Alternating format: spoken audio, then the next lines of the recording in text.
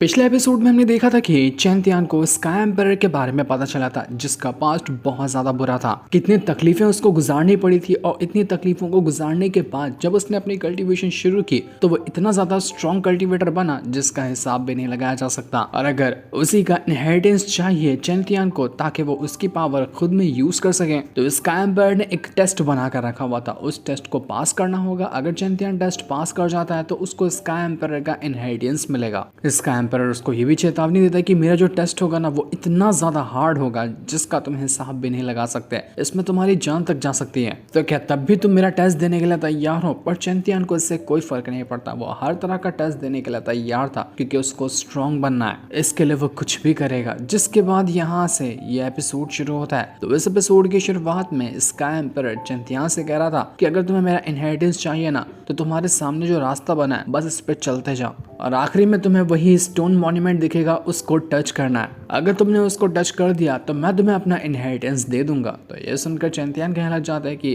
बस इतना ही करना था, सिर्फ रास्ता सीधा सीधा चल के उस स्टोन को टच करना है, ये तो आसान बात है। तो चैंतियान ने जैसे ही पहला कदम क्या रखा था, इतना भयंकर ऑरा का प्रेशर उसके ऊपर आकर गिरता है जिसका कोई हिसाब ही नहीं था। वो ऑरा का प्रेशर उसको अंदर से हिला देता है। ये देखकर चैंतियान कहने लग जाता है कि बाप रे, ये ऑरा का प्रेशर तो बहुत ज्यादा स्ट्रॉन्ग है। अगर कोई नॉर्मल मार्शल रैंक का कल्टीवेटर यहाँ पर होता ना तो बस एक कदम रखते साथ ही उसकी जान चली गई होती। इतना स्ट्रॉन्ग है ये ऑरा का प्रेशर। चैंतियान जैसे ही यहाँ पर एक और कदम क्या बढ़ाता है कि उसको वहां पर नजर आता है यिंगर जो कि मर रही थी। उसको कुछ लोगों ने उसके ऊपर अटैक किया था जिस वजह से उसकी जान जा रही होती है और वो चैंतियान के ही हाथों में अपना दम तोड़ रही थी। वो उससे कहने लग जाती कि चैंतियान मुझे माफ कर देना, मैं हमेशा से तुम्हारे पर बोझ बन के रही हूँ और मैंने कभी भी तुम्हारी कोई मदद नहीं कर पाई, तो इसलिए मुझे माफ कर दो। इतना कहते कहते वह मर चुकी थी। जो देखकर चैंतियान बिल्कुल टूट जाता है कि क्या हुआ यिंगर, तुम मर नहीं सकते, मैं तुम्हें कुछ भी होने नहीं दूंगा। लेकिन चैंतियान इस इल्यूजन से बाहर निकल कर आ चुका था। यहाँ पर चैंतियान कहने लग जाता है कि अच्छा, तो इसका मतलब कि ये स्काई एम्परर मुझे अलग अलग तरह का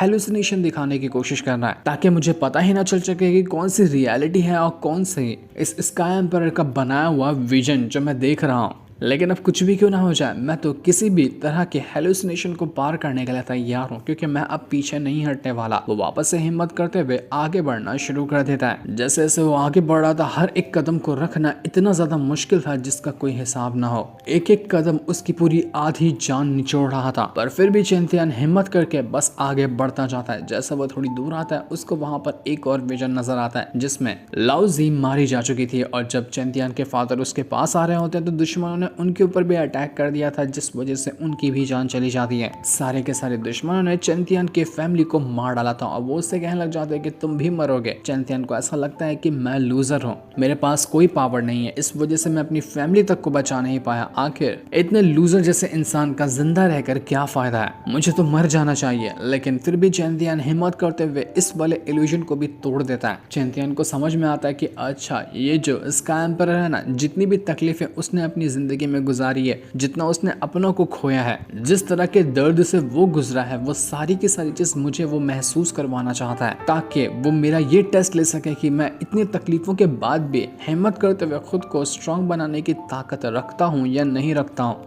या अपना सब कुछ खोने के बाद मैं अपनी हिम्मत तोड़कर कोई गलत कदम उठा तो नहीं लेता। यही चीज स्काई एम्परर चैंतियान का टेस्ट करना चाह रहा था, तो इस वजह से उसने उसको इतने अलग अलग और दर्दनाक विजन दिखाए। पर चैंतियान ने इन विजन को तोड़ा और वो अभी भी वहां पर आगे बढ़ रहा होता है। चैंतियान कहने लग जाता है कि मैं पीछे नहीं हटने वाला, मैं इस पूरे के पूरे रास्ते को आसानी के साथ क्लियर करके दिखाऊंगा, चाहे कुछ भी क्यों ना हो जाए, क्योंकि जिस रास्ते पे मैं चलता हूँ मैं कभी भी पीछे नहीं हटता, ना ही मैं रुकता हूँ। वो हिम्मत करते हुए आगे बढ़ रहा था, लेकिन जैसे जैसे वो आगे बढ़ा था उसको रास्ते में अजीब सी लाशें दिखाई देती हैं जो कि अलग अलग स्ट्रॉन्ग कल्टीवेटर की लाशें मौजूद थी जो कि अपने अपने टाइम के पावरफुल कल्टीवेटर हुआ करते हैं। उन लाशों के अंदर से आवाज आ रही थी। अब वो आवाज चैंतियान से कह रही थी कि चैंतियान रुक जाओ, क्यों आगे बढ़ रहे हो? चाहे कोई इंसान कितना भी स्ट्रॉन्ग क्यों ना हो जाए, फ्यूचर उसका कितना भी ब्राइट क्यों ना हो, एक ना एक दिन तो उसको मरना है ना। और जब इंसान मरता है तो वो बस यहीं पर आकर रह जाता है। तो जब इंसान की आखिरी डेस्टिनेशन यही है कि उसको मरना ही है, तो वो आगे क्यों बढ़े? उसको अपनी जिंदगी बस खत्म कर देनी चाहिए,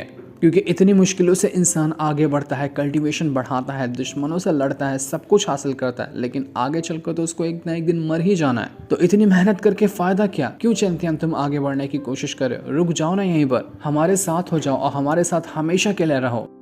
वो लोग यहाँ पर चैंतियान को डिमोटिवेट करने की कोशिश कर रहे थे और उसको बहला रहे थे कि चैंतियान यहाँ से जाने का विचार अपने मन के अंदर से निकाल दे। यही तो टेस्ट था चैंतियान का कि आखिर चैंतियान इन सारी चीजों को हैंडल करके अपने लक्ष्य के ऊपर फोकस रख पाता है या नहीं रख पाता, या फिर वो किसी और चीज से डिस्ट्रैक्ट हो जाता है। यही चीज स्काई एम्परर चैंतियान के टेस्ट करना चाहता था, लेकिन चैंतियान को इससे फर्क नहीं पड़ता। वो हर चीज को तोड़ते हुए, सब चीज की कठिनाइयों को पार करते हुए आगे बढ़ता जा रहा था। वो तीनों के तीनों एम्परर जो थे दूर से चैंतियान के ऊपर नजर रखे हुए थे। वो कहने लग जाते हैं कि स्काई एम्परर, तुमने इतना हार्ड टेस्ट दिया है चैंतियान को, क्या तुम्हें लगता है कि ये वाला टेस्ट चैंतियान पार कर पाएगा? इतना मुश्किलों से भरा हुआ टेस्ट इतनी जल्दी उसको देना क्या ठीक होगा? तो स्काई एम्परर कहने लग जाता है कि तुम्हें तो खुद पता होगा ना कि कुछ ही टाइम के अंदर जब एक इंसान एम्परर बनता है, वो स्ट्रॉन्ग बनने की कोशिश करता है, तो ना जाने कब वो एम्परर ट्रिबुलेशन पहुंच जाता है उसको मारने के लिए। तो अगर चैंतियान जितना जल्दी हो सके उतना जल्दी स्ट्रॉन्ग नहीं बनता है तो आखिर उसका फायदा क्या? आखिर वो मेरा इनहेरिटेंस कैसे हैंडल कर पाएगा? जितना उसकी लिमिट है ना, उसको हर बार अपनी लिमिट क्रॉस करके स्ट्रॉन्ग बनना पड़ेगा, तभी जाकर वो खुद को आगे चलकर दुनिया से अलग सबसे ज्यादा खतरनाक और पावरफुल बंदा बना सकता है।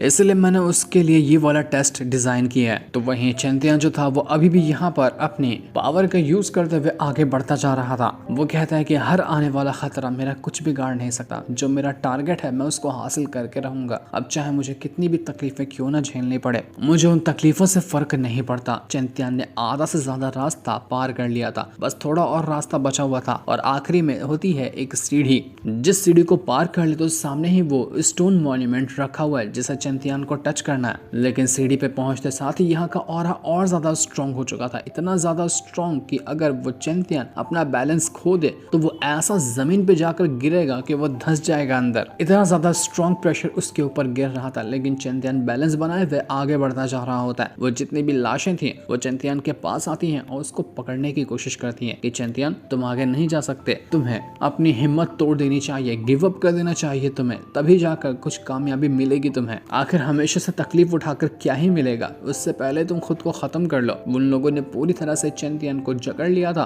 और वो उसको आगे ही नहीं बढ़ने दे रहे होते। न जाने कितनी सारी लाशें थी जो पूरी तरह से चैंतियान को पकड़ के रखी होती है, लेकिन चैंतियान हिम्मत हारने वाला नहीं था। वो अपनी पावर का यूज करता है और कहने लग जाता है कि जो तुम लोग यहाँ पर मौजूद हो ना, ये तुम्हारी डेस्टिनेशन थी, मेरी डेस्टिनेशन ये नहीं होगी। मैं अपनी डेस्टिनेशन खुद से लिखता हूँ, तो तुम लोग यहाँ पर मुझे हमेशा के लिए रहने पर मजबूर भी नहीं कर सकते। तुम सिर्फ एक ऐसा छलावा हो जो सिर्फ मुझे यहाँ पर डिमोटिवेट करना चाहता है, लेकिन मुझे इससे कोई फर्क नहीं पड़ता। चैंतियान अपनी पावर का यूज करते हुए उन सभी को एक ही सेकंड के अंदर गायब कर देता है वहां से, जिस वजह से आधा से ज्यादा रास्ता अब खाली हो चुका था। और अब चैंतियान सीधा सीधा बढ़ने लग जाता है उसी स्टोन मॉन्यूमेंट की तरफ। वो वहां तक पहुंच चुका था और जैसे उसने उसको टच किया, इतना खतरनाक ऑरा बाहर निकलता है जिसका कोई हिसाब भी नहीं था और सारी की सारी चीजें वहां पर से गायब हो जाती है। चैंतियान के स्टोन मॉन्यूमेंट को टच करते साथ ही तो ये जैसे हुआ था वहां पर स्काई एम्परर आ जाता है। वो चैंतियान से कहना चाहता है कि शाबाश चैंतियान, मुझे तुमसे यही उम्मीद थी, तुमने कर दिखाया, तुमने मेरा टेस्ट पूरा किया,